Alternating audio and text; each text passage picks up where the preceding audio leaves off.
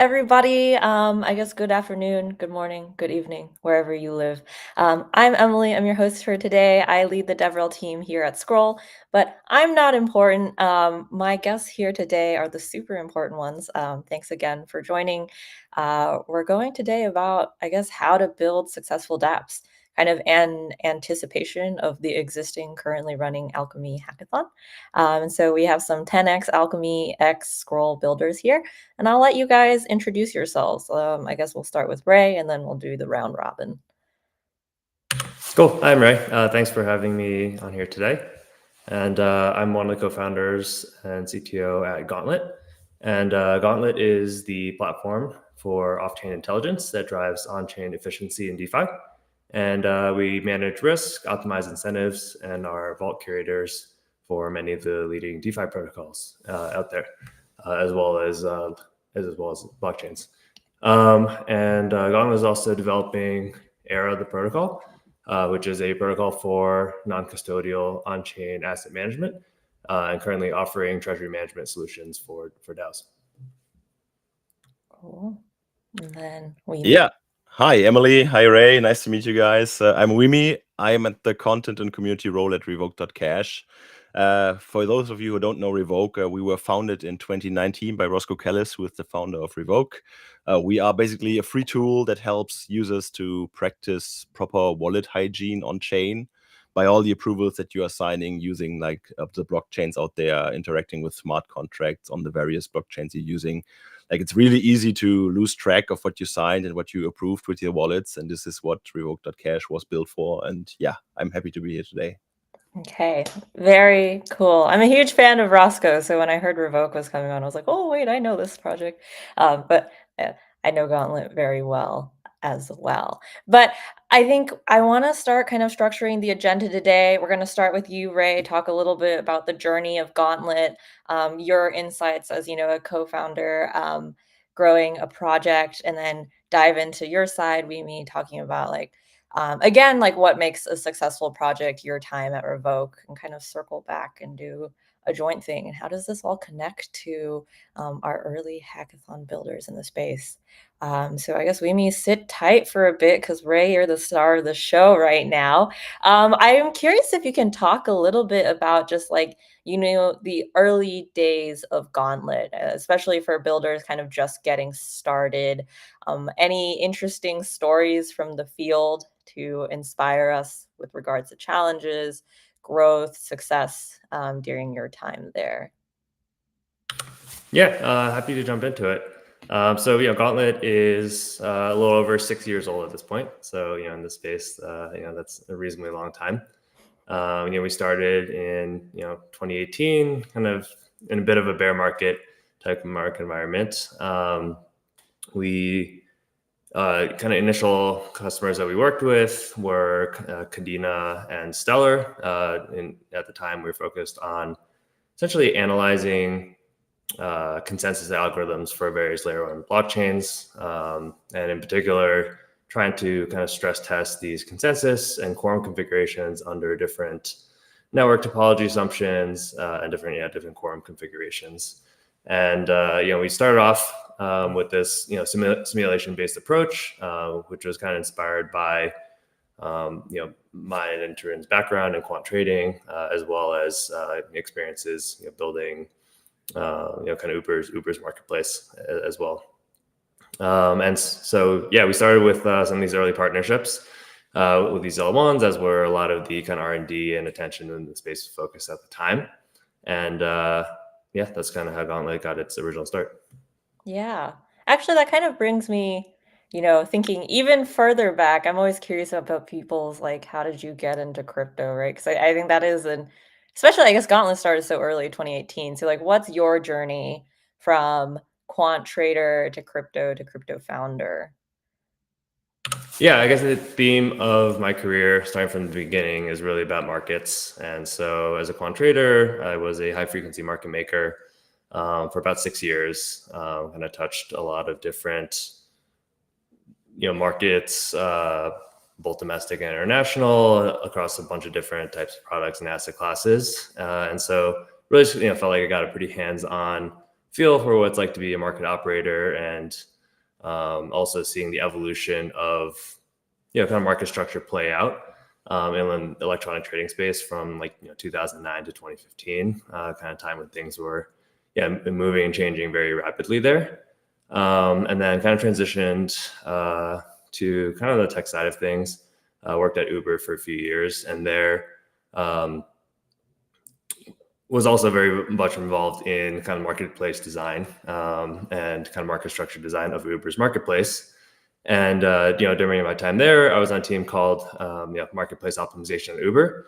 And one of the major projects that we built was essentially this agent-based simulation model for the Uber network, and that was ultimately used as a way for Uber to test and develop pricing algorithms and dispatch policies for the platform. And so I ended up kind of getting a lot of inspiration from my work both in trading and at Uber to essentially kind of apply to the crypto space, which was just starting out in 2018, and kind of market structure and market design was really just kind of in the very nascent stages, and has evolved a ton since then. Very cool. So I think this is something I always love to ask anyone with like the C title is like, what exactly is your job, right? Like as CTO, what are the kind of decisions that you make on a day to day and how they influence projects, or I guess Gauntlet in this specific case? So I guess maybe it would help to give a little bit more background on like the history of Gauntlet. And so over the last 6 years, the market has changed a lot, and kind of Gauntlet has also kind of been involved in a bunch of various things over the years. And as my role here, I've kind of been involved with a lot of these kind of major changes in overall company and product strategy.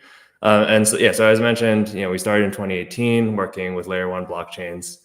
Ultimately kind of ran into a situation where we were doing a lot of custom integration work for our simulation stack to be able to work with these individual chains. Everyone had like a different tech stack built in a different programming language.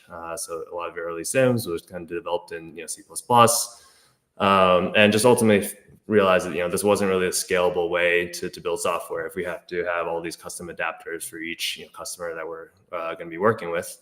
And so in 2019, we decided to kind of switch focus on Ethereum and the EVM. We saw that as like kind of more scalable solution to be able to work with more protocols and more people building in the space. And we did some initial exploration around if we can use agent-based sims to kind of supplement fuzzing and formal verification as smart contract security tooling. But then ultimately actually settled on using simulations for doing economic analysis and mechanism design for folks building dapps and now kind of DeFi protocols on EVM. And we developed this agent-based simulation SDK to help people stress test their protocols under various scenarios. The original idea was to essentially kind of put this tooling in the hands of developers so that they can basically build as a way to improve how they build and test these protocols, kind of analogous to how this works in trading and at Uber marketplace. But quickly ran into some kind of challenges there. We kind of learned along the way that this SDK was actually pretty complex to use. There's just a lot of features and dials. There's also a pretty high prerequisite on the kind of modeling knowledge that people needed to come in with to be able to best utilize the tooling. And ultimately, we realized the learning curve was too steep for a lot of scrappy DeFi startups to kind of learn and adopt, especially when they're in the stage of only having a couple of developers on the team. And so then I guess fast forwarding to 2020, DeFi summer was definitely kind of an inflection point where DeFi became real in the sense that there started to become much more on-chain usage and adoption that was more than just kind of MakerDAO and kind of what felt more like an experimental mode at the time. And so then kind of Gauntlet transitioned into kind of the Vita DAO business model for lending risk management. And so we had been working with both Aave and Compound, and kind of doing the static analysis or risk assessment of the protocol before that, but then essentially transition the model to be active, a lot more active, and kind of real-time risk management for those protocols as users started coming in, as assets were listed, things like that. And then in subsequent years, in 2021, we expanded to do DEX and AMM bonding curve, fee, and incentive optimization for other protocols, including kind of Uniswap, Balancer, SushiSwap. And then in 2022, we started developing the AIR protocol as a way to better facilitate on-chain coordination and optimization. So in some sense, we wanted to build a protocol for doing this protocol optimization work that we were kind of already doing on behalf of all these clients, and also wanted to find a way to be able to impact protocols in a way that was kind of lower friction than kind of everything having to go through the same omnibus governance process. And then since then, we launched Era in 2023. Also, I saw like more kind of DeFi primitives emerge with kind of perpetuals gaining more adoption, and then kind of most recently this year, starting to see a kind of strong trend towards curation, and so starting to work with protocols like Morpho on curating vaults, also curating vaults in the restaking space now.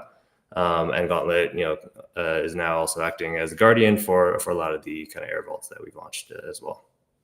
So I guess maybe going back to your original question, definitely just a lot of change to navigate, because as leader at Gauntlet, and so been pretty heavily involved with kind of all those things above. And I guess for quarter to quarter, day to day kind of changes, a decent bit for me. Kind of go to where I'm needed the most, and so sometimes that can be diving in and being a little more hands-on, managing an individual team, either with individuals or kind of the strategy for that team in particular. Sometimes I lean pretty heavily into kind of recruiting and make sure we have the right folks to kind of grow and scale the team. There's other times where, just a lot of miscellaneous operational things. And other times been pretty involved with kind of sales and, customer calls, particularly kind of earlier on in Gauntlet's journey. I guess fundamentally, my job is to get the company aligned on a product and tech roadmap that makes sense, which is, not easy in crypto since things move quickly. Yeah. And then just making sure that, teams are kind of set up right, and people are kind of motivated to kind of work towards that shared mission that we have. No, that's awesome. Yeah, because I lead a team too, and I'm like, oh my God, this is such a small scale. What does it feel like to be someone like Ray? But yeah, I mean, to that point, right? I think one last question I have for you before we switch gears over to Weemy is just generally, it seems like a lot of inflection points in Gauntlet's history, right? I think also in pace with crypto constantly changing, as you mentioned. How do you frame your thinking when making decisions? Like maybe just talking a bit about like what are the trade-offs that you consider when making big decisions like this? Yeah, I mean, I think the tricky thing in crypto is to try to not get caught up in the noise too much. And you're really just trying to kind of distill things down to kind of what you think the longer themes or more sustainable pieces are going to be. And so, there's definitely just a lot of kind of sanity checking to make sure kind of the thing that that is new and shiny at the moment is something that is going to be, kind of, generating value for a longer period of time. And to make sure that you're kind of investing at infrastructure investments are expensive and take a long time to build out. And so, making sure that you're building the right set of common infrastructure to kind of serve, customer needs is very important, given that kind of the customer's interface can change pretty quickly with the various cycles in crypto. Yeah, makes a lot of sense. I like the piece where you said like get out of the hype cycles, kind of build for longevity. 6 years is a long time. Congratulations. But yeah, with that, I'm going to move over to you, Amy, so you don't have to just sit and be a participant. But yeah, let's take a similar look kind of at Revoke.cash. I'm not sure actually how early you joined.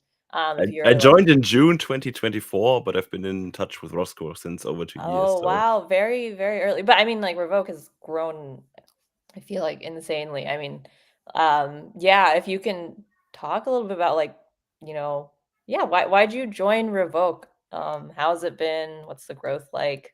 yeah, for sure. Like Revoke started out initially in 2019, and like the overall reason that Roscoe started this project was because he didn't find anything that he could use to manage his approvals properly. Of course, like he's a nerd, as we all knew and know, and he's pretty much into things, but like going to every smart contract and looking up if you signed approvals and stuff like that, he found that pretty like intriguing. And he said like, hey, there's no tool out there which is like making it easy for the crypto users to just look up your address, see what you signed, like assigned to different blockchains. And he just sat there and built this tool. And I think that the tool Revoke.cash really stood out by the time and still does. And it's pretty unique in a kind of way, and it has been around for a while now, as just said, like 5 years already. So the crypto community really like used it constantly and has given us like some steady growth, as you just said. Like we started as pretty small, but as the word of mouth like came out about Revoke, hey, this is an awesome tool. Like it's free to use. Everyone can use it. You can use it on different EVM chains. People also like to use it, and I think they also let us know that we also do provide some good support with the tool. So if you just, I don't know, like jump into DMs or come into the Discord, we always try to answer questions really fast.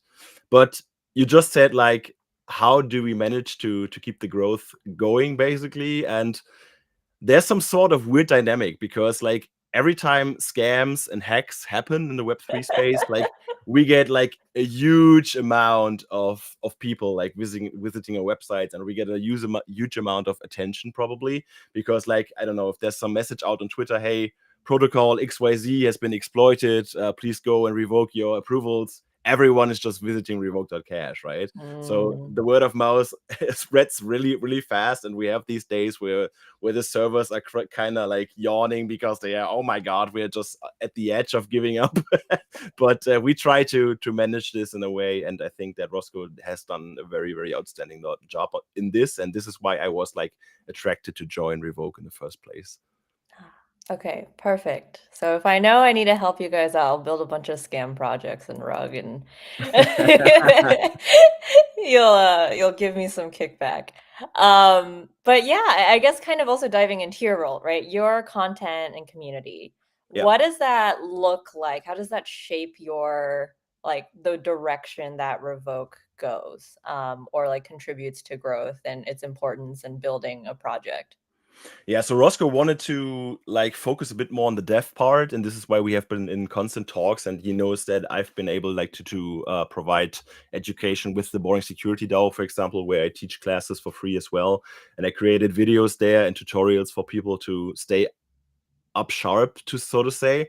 And besides the tool of Revoke.cash, which is outstanding, we think we wanted to like provide education for the users so they can like minimize the occurrence of events like these hacks happening, and like don't putting themselves at risk. But we wanted really to focus on the education part. We have like a knowledge base with articles on our website that most of them has Roscoe has done before I joined the project, but we also have like a lot of presence on social media. Like if you hit our DMs or Discord, we're always there to answer questions, and we are really out there trying to give Revoke a face and not just be like a faceless tool, but we really want to be there and help people, especially like for people who are new, because we think that is like the best way to build trust and legitimacy.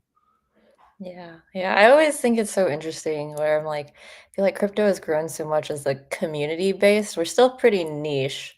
And I'm like, how sustainable is like being immediately responsive in Discord all the time? Yeah. Eh, And I haven't It's answered kind of that hard. question, but like, yeah, I'm like, oh, no one sleeps.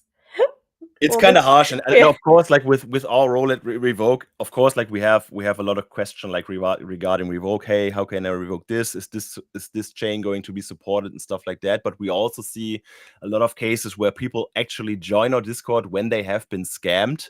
So they join our DMs and say, hey, can you check my wallet? Like there was just 20K was just transferred out of my wallet. How can I get it back? And like we're always the guys to tell them there's no way to get it back. Like you can prevent this from happening in the future if you just revoke these contracts and stuff, but there's no way just to get your funds back. And this is like a real downside of the job, if you want to say. But yeah, I guess someone has to do it, and if it's a trusted source, yeah. Yeah, no, thank you for your service, question mark. No, it's definitely hard. I think content community is a really interesting job in the way it shapes, how people perceive a project. It only takes, I think, like one time to get burned, right? And then you're out Yeah, of it's a there. super hard challenge because like Right. the majority of crypto users, they don't care for security as long as they don't get burned. But once they get burned, it's too late, right? So they cannot like prevent anything. If it's happened, it's happened. But we try to really push the education to prevention and yeah, get as many people aware of the certain scams that are out there, the various scams and forms. And this is why we just like made this short videos on Twitter recently, where we put like little videos where we explain, hey, this is scam XYZ, this is the tactics that are being used, and this is how you can prevent it. Yeah, yeah. Perfect. Okay, I have one last question for you, and then we can kind of do a group chat so we're not in the continuously awkward space of like smiling, nodding at someone else, right? And the last piece I think that I found really interesting, and correct me if I'm wrong, Revoke.cash is a donation funded project, right? Yep. I'm assuming it's open source. Yep. Like I guess I don't wanna say why because, like, I am such a pro open source person, but how has that affected the way you guys build your projects? Like, what are the difficulties like, have you encountered difficulties with funding, with all of this because you're open source? I know, like, public goods is probably one of the toughest places out there. Everyone wants them, no one wants to pay for them. Yeah, so I know that Roscoe always believes in that the security tooling itself is like an integral part of the blockchain itself. So he really wants to have the crypto users have that toolkit for free, and everyone should have access to it while not being able to or charged to be like a monthly subscription or something like that. So this is why he took the route with donation and grants. I think that Roscoe, from his previous experiences that he had before Revoke, he also built on Truffle and stuff like that. He had a lot to do with GitHub and stuff like that. So I think he's also very pro open source projects, and this is why he decided to put Revoke out there, because basically you can say like, hey, if you want to contribute to the code, you can do that by submitting something to GitHub, for example. And luckily for us, we didn't have that many challenges yet, at least that I know of, because like the crypto community really, really loves Revoke.cash, as it seems, and we are really well respected in the space. And to this date, fingers crossed, I think that donation and grants have worked pretty well for Revoke to, yeah, to steady the amounts that it takes to let the space running. Yes. Well, perfect. Thank you so much. I know security tooling definitely is something that feels like it should be free. I don't know if this is true or not, but when I think about Revoke.cash, I think about this like windshield wipers, maybe a true internet fact, maybe a false internet fact. The guy didn't patent them because he was like, cars without windshield wipers are going to be a death trap. So everyone should have windshield wipers, and I'm not going to monopolize this. And that's what Revoke feels like to me. But let's kind of tie it all back together. I think for both of you, I'm curious, like, as a joiner of an early project, well, I guess Revoke's not early, but like joining a big project or starting something like Gauntlet, like what makes you make that leap? Like, how do you know something you're building has legs on it? Um, I guess Ray, I'll give the floor to you first. I guess when jumping in, it's kind of hard to know if something's going to work, almost by definition. I think for me, it just came down to, kind of personally, as someone who's been, a market operator,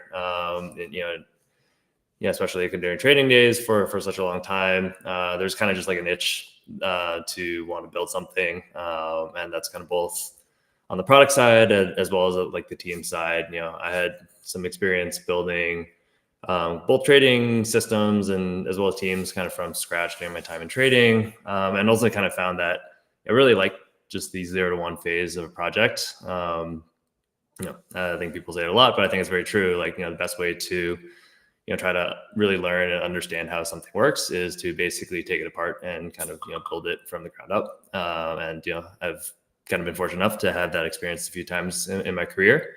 And then even during my time at Uber, and Uber was pretty large company already back in 2015, and I went from like 3,000 people to 20,000 people in the span of like 3 years.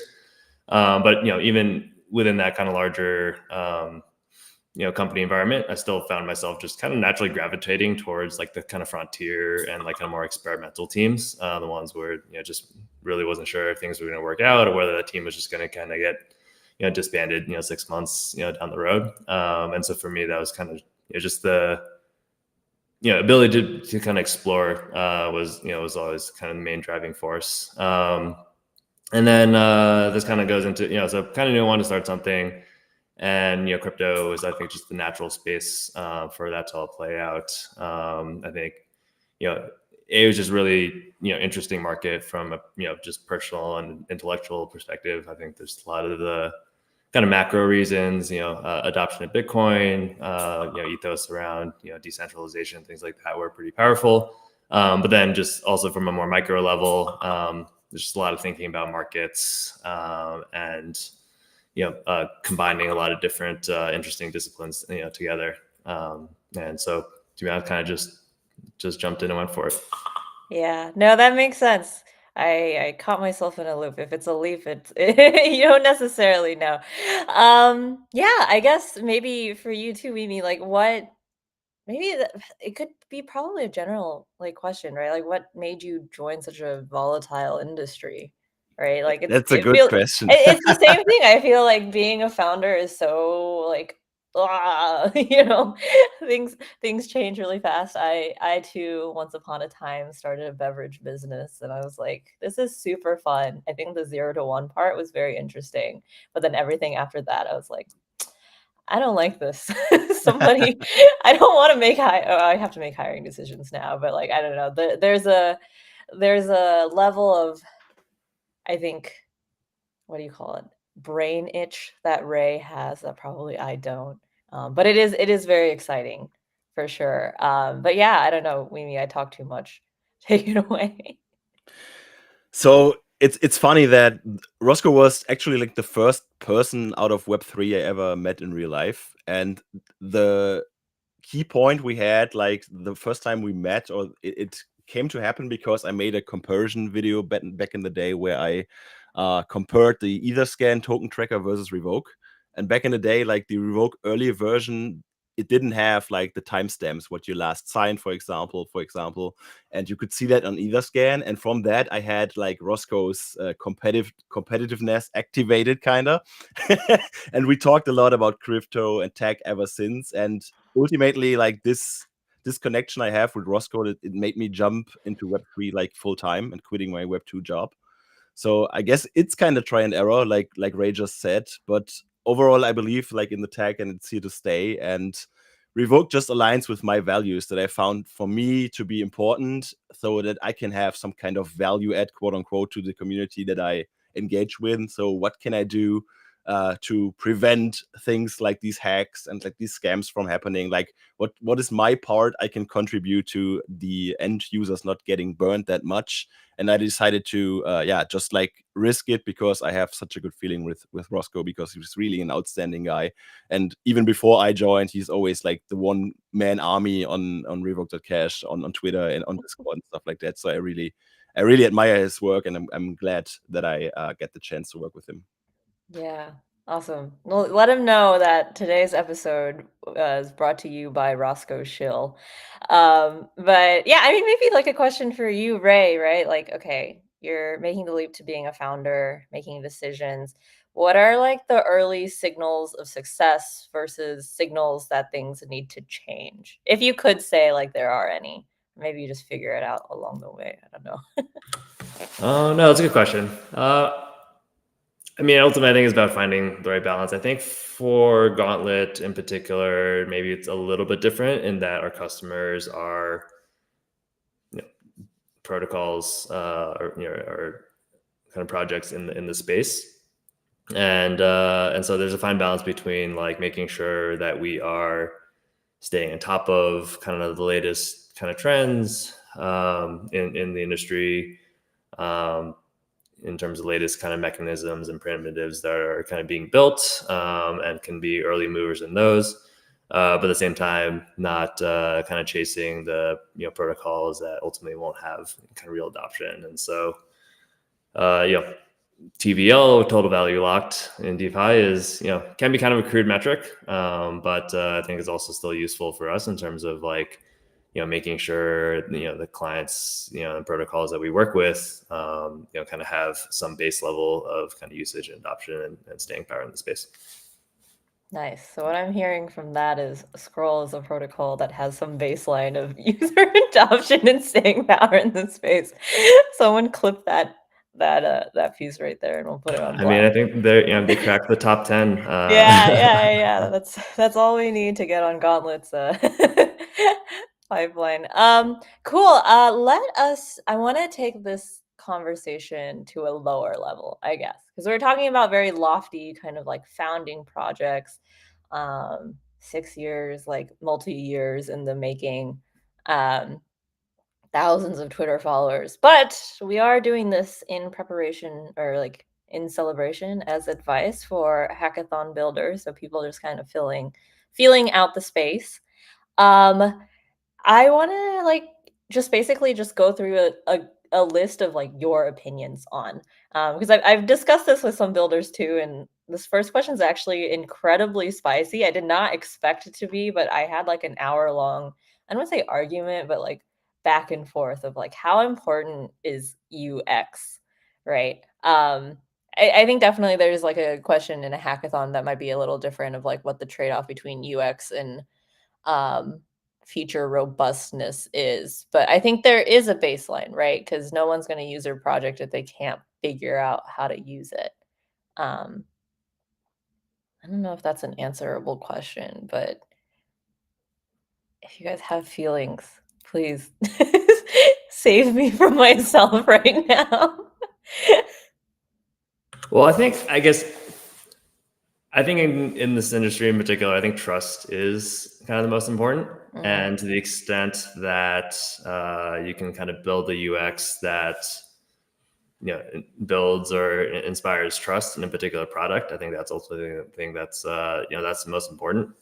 And unfortunately, I think there's forever a balance between figuring out how to ship fast and having good enough MVPs, especially if you're developing in the smart contract space, or if there's operational security concerns that kind of force you to slow down. And I think crypto and then just finance in general is ultimately tied with trust, and people expect a certain level of polish and professionalism, and so. Yeah, so which definitely kind of makes it tricky to experiment with kind of early stage products sometimes. And I guess back to UX, I think that's definitely something that I think at Gauntlet maybe we underweighted a little bit in the early days. I think we definitely relied on kind of just more like interpersonal face-to-face interactions with customers to kind of build that relationship, build that kind of trust. And I think over time we've kind of found ways to kind of better leverage technology to kind of serve those same goals and kind of build like front end and app experiences that can kind of help kind of reinforce kind of both the information as well as like kind of like the branding and reputation that we're delivering to customers. Mimi, do you have any thoughts? How important is it to be able to easily use Revoke? I mean, starting off, I think if you have like a good use case and you have like a user base that's willing to use the service as it is, that's a great start. But I think like as you evolve and as you move on, the UX becomes like more important, because like if you figured out the direction like you want to go with your project and that becomes clearer for you, I think that, for example, if we talk about wallets, right, they've evolved quite a bit since the years that crypto has erupted, but it's still super nichey to use them. And like if you sit down a normal person in front of a UX of a wallet, for example, they will still think like, what the hell is going on? And I have no idea what I'm doing. Like even with all the apps we have on the phones right now, it still feels like the wallets aren't there like where they could be. But I'm super excited and super pumped to see like where they evolve in terms of user experience in the next, like, I don't know, 5 years or something. It will be very, very interesting for sure. Yeah, that makes a lot of sense. I guess like when you have a lot of really avid early adopters, UX is not as important. I do agree with what you said, and Ray, in the sense of like starting out, like it is important to build sort of interpersonal relationships, though. In the context of a hackathon necessarily, actually, this is somewhat true.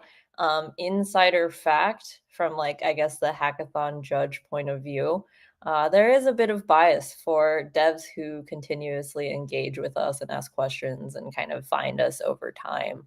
Because it is exciting to kind of see, building that relationship, talking about, what we're looking for in a project versus not. So I guess piece of advice that is coming from my side. Yeah, I mean, I do think it depends a little bit in terms of like who your target audience or target customer is. Like if you're kind of building a consumer-facing dApp, like, it's just not going to be scalable to, try to develop individual relationships with all your users. I guess a little bit more tractable, from the perspective of Gauntlet, if, kind of we're mostly kind of like a B2DAO type of, company. Okay, next question. Communicating value to external parties. So this is kind of a bit of a question about like massaging your pitch, right? Like how? What's the structure? What are the core, like in an elevator pitch, right? Like what is the first like 3 things? Like what are the beginning, middle, and end of what you need to communicate?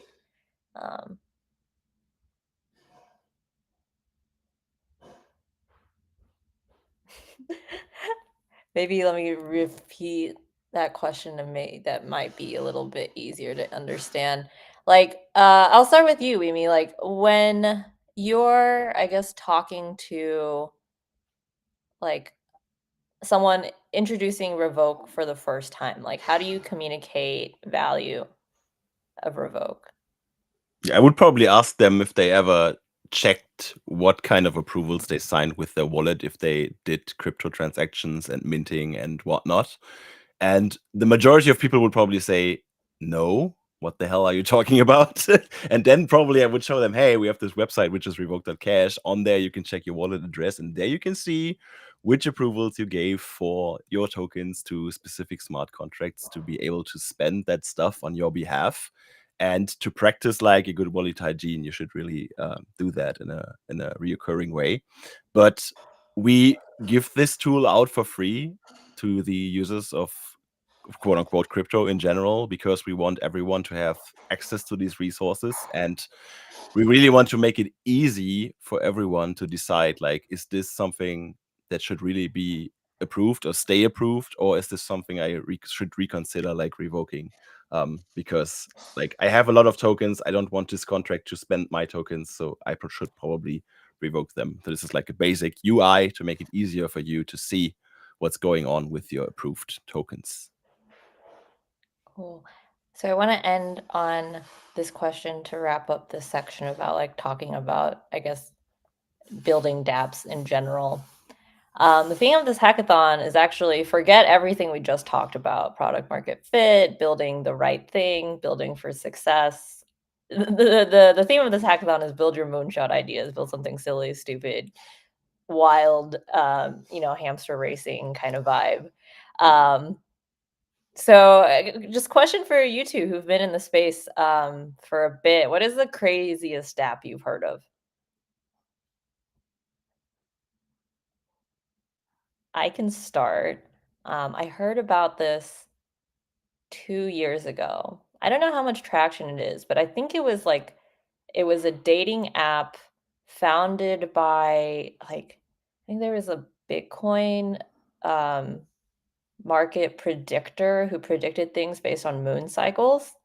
And so she got like a huge following. And then my friend ended up building a dating app for her based on like crypto plus like what do you call it? It's not horoscope sign. I don't know where it went. I thought it was amazing. That was something like one of the most insane dapps I've heard of.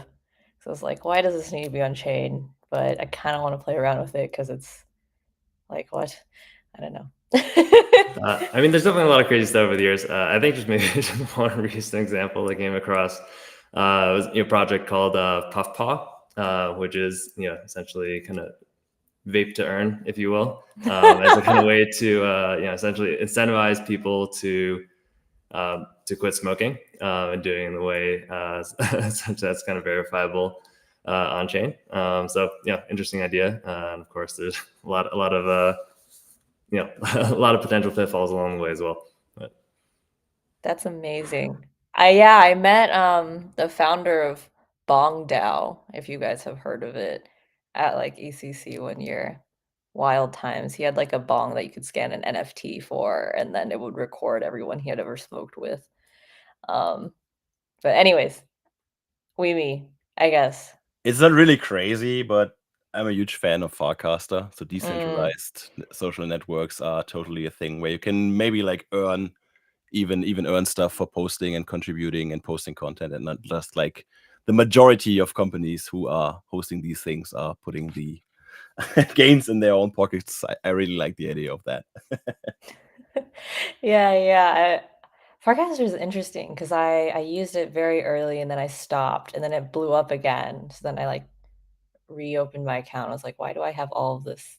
So okay, I'm going off on a tangent here. I do want to. Okay, this is the last piece. I promise, because this is a Scroll X Alchemy, I guess, live stream. I have to ask the question: why Scroll? Why Alchemy? How do you decide what chains and providers to use or like build on?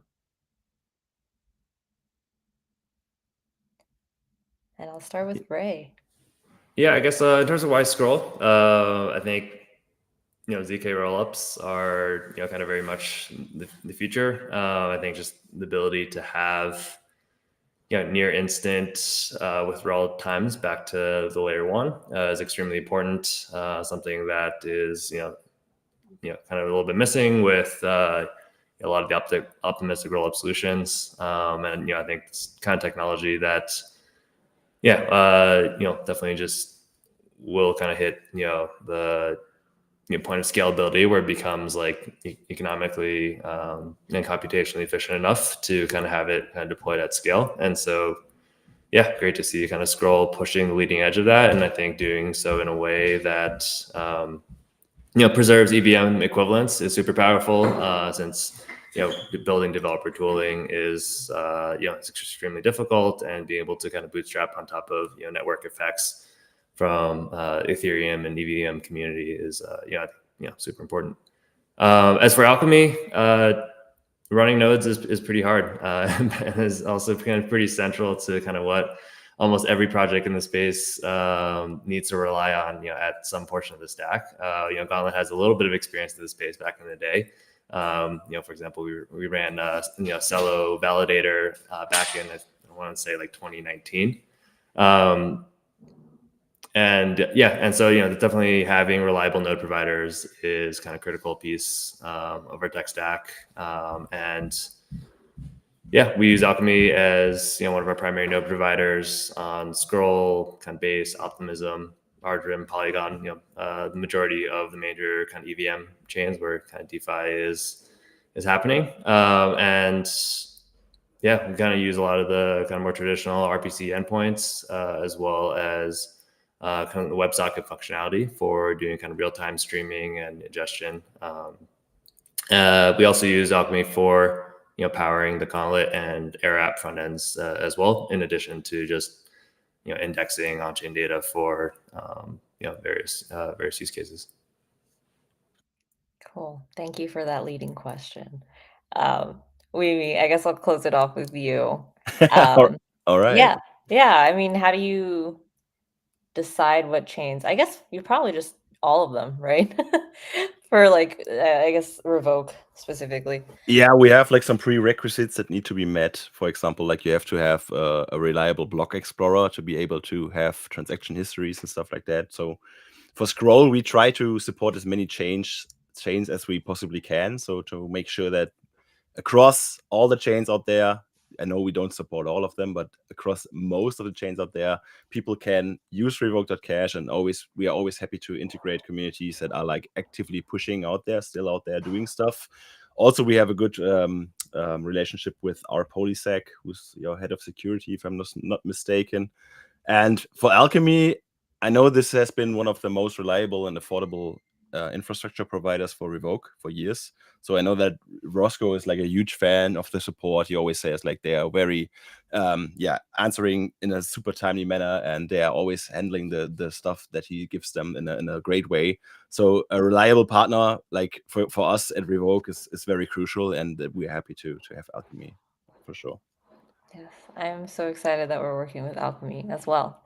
Okay, to close off the session, question I always ask, because forget crypto, I love food. If you were a type of soup, what kind of soup would you be and why? I guess, Weemy, I'll start with you, Ray. You can close us off, and I'll never yeah. So I'm German, so the obvious answer would be like a chicken soup. This is like the go-to soup in Germany, but I'm not a huge soup fan, but I do love a good ramen. So probably a ramen would be my choice. I don't know why I would be a ramen, probably because that's one of the only soups I like. But with some good noodles in there and some eggs and stuff, and maybe chicken, I always like that. So I would be a ramen for sure. Nice. So ChatGPT steered me towards bouillabaisse, the French seafood stew. A dish I personally very much enjoy. Yeah. I'd say seafood is probably my kind of favorite kind of food category in general. But in terms of why bouillabaisse, I think there's an element of scrappiness to it. I think it was originally a dish made by kind of fishermen trying to make the most of their daily catch, and then also is a fairly complex dish made from simple ingredients, and can kind of be kind of tailored in many ways, kind of depending on how things are combined. And I see this as a bit of an analogy to kind of crypto. Yeah. Being a combination of a lot of different things. Cool. If I can ask, what was your search term on ChatGPT? Hi, my name is Ray. Emily is going to ask me this question.